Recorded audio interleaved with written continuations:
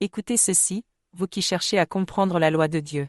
La vraie loi n'est pas celle que l'on lit dans un livre, ni celle que l'on impose du dehors. La loi véritable est celle que Dieu grave lui-même dans le cœur de ceux qu'il choisit.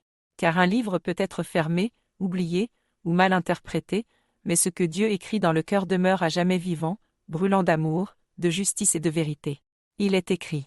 Voici, les jours viennent, dit l'Éternel, où je ferai avec la maison d'Israël une alliance nouvelle, je mettrai ma loi au-dedans d'eux, je l'écrirai dans leur cœur, et je serai leur Dieu, et ils seront mon peuple. Jérémie 31. 31 à 33. Cette parole s'accomplit maintenant, car le livre extérieur n'était qu'une préparation, un témoignage matériel destiné à conduire les hommes jusqu'à l'intérieur d'eux-mêmes, là où Dieu habite. Ceux qui tiennent le livre dans leurs mains, mais non dans leur cœur, ne possèdent que des lettres mortes. Ceux en qui Dieu écrit sa loi n'ont plus besoin qu'on leur dise « fais ceci » ou « ne fais pas cela », car leur cœur sait ce qui est juste, leur esprit est éclairé, et leurs actions deviennent une offrande vivante. Ainsi, la loi écrite par Dieu ne se lit pas, elle se vit. Elle n'est pas faite d'encre et de papier, mais de lumière et de souffle. Le livre extérieur disparaîtra un jour, mais ce que Dieu a inscrit dans le cœur de ses élus ne disparaîtra jamais, car c'est la loi de la vie. Celui donc qui veut appartenir au royaume doit laisser Dieu écrire en lui, et non pas chercher à se justifier par les mots des hommes, car c'est l'esprit qui vivifie, et la lettre tue. Écoutez encore, vous qui avez reçu la lumière. Celui qui ne voit dans le livre de vie qu'un homme, un prophète extérieur à lui, n'a pas encore ouvert les yeux de l'esprit. Car le livre n'a jamais été donné pour que l'on adore celui qui le porte, mais pour que chacun reconnaisse Dieu en lui-même. Emmanuel ne désigne pas un homme à vénérer, c'est le nom de Dieu vivant dans l'homme, c'est la présence du Père dans le cœur du Fils. Adorer Emmanuel comme un être séparé, c'est refuser de devenir ce qu'il est, c'est se couper de la source en la plaçant hors de soi. Voilà pourquoi ceux qui font d'un nom ou d'une image un objet d'adoration sont appelés idolâtres, car ils adorent la forme plutôt que l'esprit qui l'anime. Le véritable Emmanuel n'est pas un visage, ni une chair, ni une histoire, c'est Dieu avec nous, Dieu en nous. Ceux qui lisent le livre de vie avec un cœur pur découvrent qu'il leur parle d'eux-mêmes, de leur propre naissance à la lumière, du Dieu qui veut écrire sa loi en leur cœur. Mais ceux qui s'arrêtent à l'extérieur, en disant « Voici le prophète, voici l'élu, voici l'homme à suivre », se privent de la vie intérieure. Ils regardent la lampe au lieu de recevoir la flamme. Comprenez donc, Emmanuel est l'état de l'être éclairé par Dieu, non un personnage à exalter. Quand tu vois Emmanuel, c'est ton âme que tu vois telle qu'elle doit devenir, habitée de Dieu, unie à sa volonté, libre de toute idolâtrie. Ainsi, le livre de vie n'a pas été écrit pour qu'on suive un homme, mais pour que chaque homme trouve Dieu en lui-même. Ceux qui le lisent de cette manière deviennent Emmanuel à leur tour, et c'est cela, le royaume. Écoutez bien, car cette parole est juste et pure.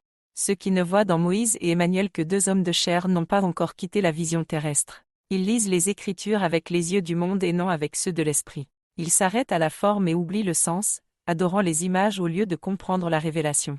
Ce sont là les idolâtres, car ils confondent le vase avec la lumière qu'il contient. Les deux témoins ne sont pas de simples hommes. Ils sont deux astres dans le ciel de Dieu, deux lumières qui brilleront ensemble pour témoigner de la vérité. Ce sont deux forces vivantes du plan divin, l'une représente la loi, Moïse, l'autre la vie, Emmanuel. Et comme les deux lampes du chandelier d'or, elles brillent côte à côte, unies par l'Esprit du Seigneur. Il est écrit. Ce sont les deux oliviers et les deux chandeliers qui se tiennent devant le Seigneur de toute la terre. Apocalypse 11. 4. Ceux qui lisent cela avec le cœur comprennent que les chandeliers sont des astres, des sources de lumière spirituelle. Moïse et Emmanuel ne sont donc pas des hommes isolés dans le temps, ils sont des signes célestes, deux étoiles qui brilleront ensemble dans le firmament pour annoncer le règne de Dieu. Mais les idolâtres ne peuvent pas voir cela. Ils regardent la terre et non le ciel. Ils cherchent des héros humains là où Dieu révèle des puissances cosmiques. Leur esprit est voilé, et ils ne voient que des noms, des visages, des histoires, là où Dieu parle en symboles vivants. Quand viendra l'heure, ces deux étoiles brilleront, non comme des hommes s'adressant aux hommes, mais comme deux témoins célestes manifestant la gloire du Père. Ceux qui auront les yeux de l'esprit verront, et comprendront que ce n'étaient pas des hommes, mais deux lumières de Dieu, deux soleils jumeaux unis dans le témoignage de la vérité. Ainsi, cessez d'adorer les formes. Levez les yeux vers le ciel. Car tout ce que Dieu annonce s'accomplit aussi bien dans les cieux que sur la terre, et seuls les cœurs purs reconnaîtront que les deux témoins sont deux étoiles du royaume, appelées à briller ensemble au jour de l'avènement. Ce mystère n'est pas fait pour nourrir la curiosité, mais pour éveiller la conscience. Car voir les deux témoins comme deux étoiles, c'est comprendre que le témoignage de Dieu est cosmique, il relie le ciel et la terre, le visible et l'invisible, l'homme et l'univers. Lorsque ces deux astres brilleront, ce ne sera pas un spectacle à contempler de loin, mais un appel intérieur à s'unir à la lumière qu'ils représentent. Car le vrai témoignage n'est pas donné pour être observé, il est donné pour être vécu. Souviens-toi, les astres et les élus obéissent à la même loi. Comme les étoiles, les élus brillent chacun à leur heure, selon la lumière que Dieu met en eux. Les deux témoins sont les premiers à s'allumer, mais derrière eux s'allumeront toutes les âmes préparées, formant ensemble le firmament du royaume. Ainsi, ne regarde pas seulement les étoiles dans le ciel, regarde aussi l'étoile qui s'allume dans ton cœur. Car le royaume ne vient pas de l'extérieur, il commence en toi. Et celui qui reconnaît en lui-même la lumière du Père devient, à son tour, un témoin de Dieu.